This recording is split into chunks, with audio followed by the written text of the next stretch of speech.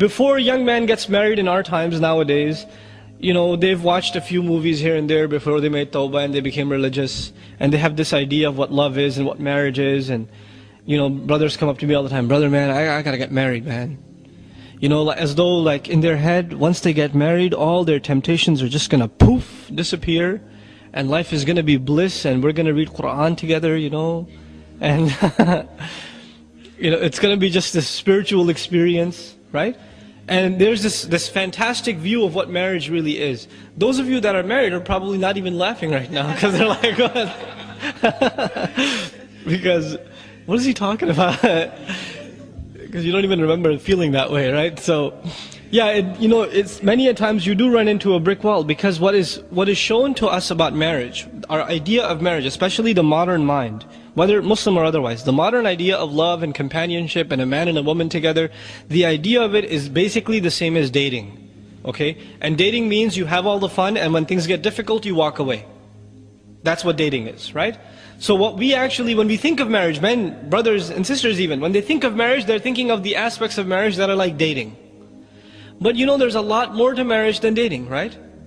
There's the bills, and there's the chores, and then you have to learn to live with another person, which is very difficult. You do things your way, she does things her way, and now there's a towel hanging the wrong way, or the toothbrush is in a different place, or something. There's too little sugar in your coffee or something, or little things start adding up and start. In the beginning, I love her too much. I'm not going to say anything. I can handle this.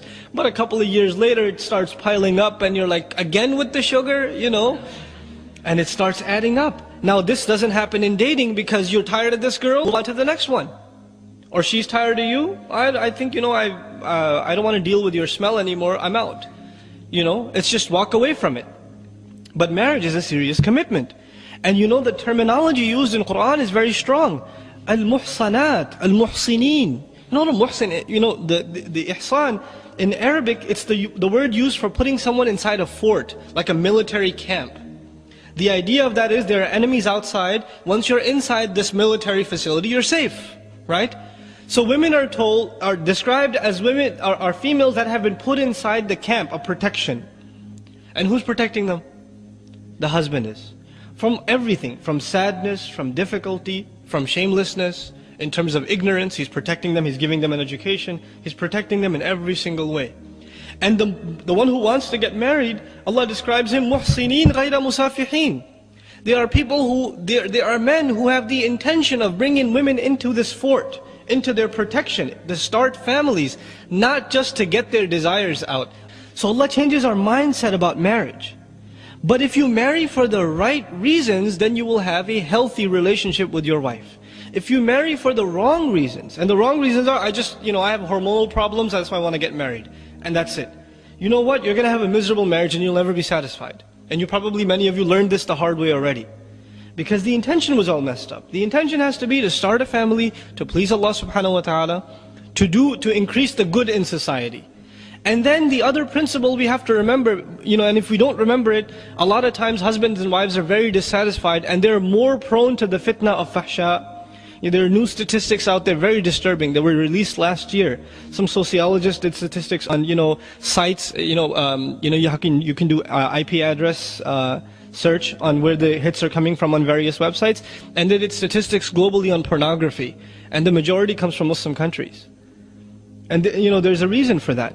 There's a reason for that. Because there's a serious problem in the Muslim countries. It's a horrible thing. It's unthinkable. But we're on top of this statistic. Why? Because there's a serious problem inside the home.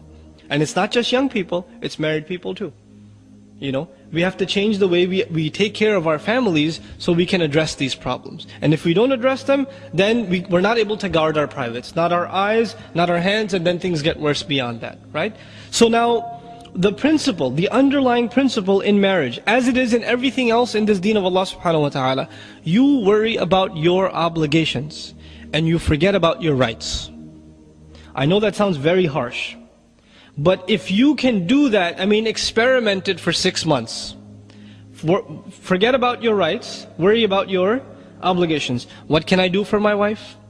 What more can I do for her? Can I buy her a gift? I haven't given her anything for a long time.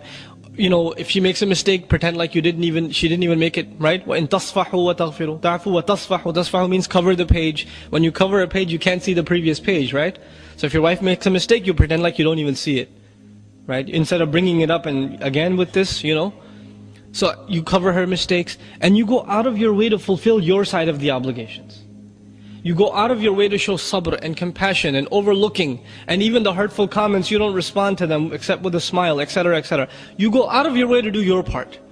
Because you know, when you start expecting, you expect certain things from your wife. She should take care of me. I have physical needs. I have psychological needs. She should give me company. She should be nicer to me. She should smile when I come home from work instead of frowning at me all the time and reminding me what groceries I didn't do or what laundry I forgot to finish, right? She should be nicer to me. There's always these expectations in your head. And you know, the believer, who does he expect from? The believer expects from his Lord, right? Because everyone besides Allah subhanahu wa ta'ala will disappoint your expectations. ضَعُفَ الطَّالِبْ وَالْمَطْلُوبِ is a universal principle Allah Azza wa Jalla revealed.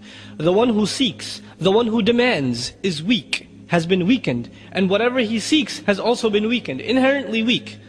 So long as you place any hopes in creation, you are necessarily going to be disappointed. You put hopes in your boss, he's going to give you a promotion, it's not going to happen. You know? You put hopes in a friend, he's going to come through, he gave you an appointment time, he's going to pick you up, he's going to be late. He's not going to be able to make it. You put hopes in creation, you put hopes in things, they will disappoint you. Allah Azza wa Jal wants us to learn to place hopes only in Him. And then when this attitude is developed, then what happens is, if your wife gives you a little, you're very grateful because you weren't expecting anything. A lot of times what happens is, we read a couple of Islamic books, maybe a couple of hadith about the rights of a husband and the rights of a wife, and what the crazy thing that happens is, husbands are reading about what husbands deserve, and wives are reading about what wives deserve. As opposed to the opposite. Husbands are supposed to be reading about what? What the wives deserve. But everybody's obsessed with themselves. They're selfish. Even when they come to Islam, they learn and they study that which serves them. So for example, parents, they may not know any Qur'an, but they know وَبِالْوَالِدَيْنِ إِحْسَانًا. They know that one. They don't even know where it is in the Qur'an, but they know this by heart. Right? Why do they know this by heart? Because it serves them. Right? The men, they may not know much about Qur'an, but as soon as the wife says a word, الرِّجَالْ قَوَّمُونَ عَلَى النِّسَاءِ. You know, the men are qawamu, because it's self-serving. Now you're not a servant of Allah subhanahu wa ta'ala, you're using Allah's deen to serve yourself, right? So one has to understand, our deen first and foremost is a responsibility to fulfill our obligations. So we study and we learn how do we excel with our wives? How does the wife excel with the husband? You know, I gave a khutbah some time ago about the rights of the wife and the husband. And you know, I made 2 handouts. One was advice for wives, one was advice for husbands. And I said it over and over in the khutbah. Don't read the rights of the husband. Husbands, don't read those. Just read the rights of the wife. I made a handout for you, don't read the wife's handout. Read your handout. 20 brothers come up to me after the khutbah. Brother, that handout for the wives, can you give me a copy? It's like, no, I can't give you a copy. Because you're going to go home and say, see this? Point number 4 right here? You've been missing out on this for 6 months. You know? And these are real problems in marriage. This can lead to a really serious turmoil in marriage. So you want to have a healthy relationship in marriage, you have to take care of your obligations. And you, subhanAllah, Allah will put sakina in your marriage. But the husband has to learn this technique of silence. And not silence with a frown and pushing her away. Just a little extra sad puppy face here and there. You know, try it with your mom, see if it works. And it will work with your wives also, inshaAllah ta'ala. Right? But this is important. These are the etiquette of marriage. The Messenger, ﷺ, he could yell at his spouses. He could say harsh things to them. He doesn't. Because you know the relationship is so fragile, this relationship. And shaitan wants every opportunity to destroy it. And as soon as he destroys it, what's going to happen? Corruption in the Muslim community is going to happen. That's what's going to happen. Men are going to be not guarding their eyes anymore. And other things are going to happen. Scandals are going to spread. This is how they spread. From bad marriages. All the great tragedies that happen in the Muslim community that people don't even want to talk about because they sound so disgusting, where did they start? They start from a husband not taking care of the wife, and a wife not taking care of the husband. So this is at the heart of being a believer and sustaining our iman. Taking care of the wife and taking care of the husband. May Allah subhanahu wa ta'ala make us the best husbands and grant us the best wives.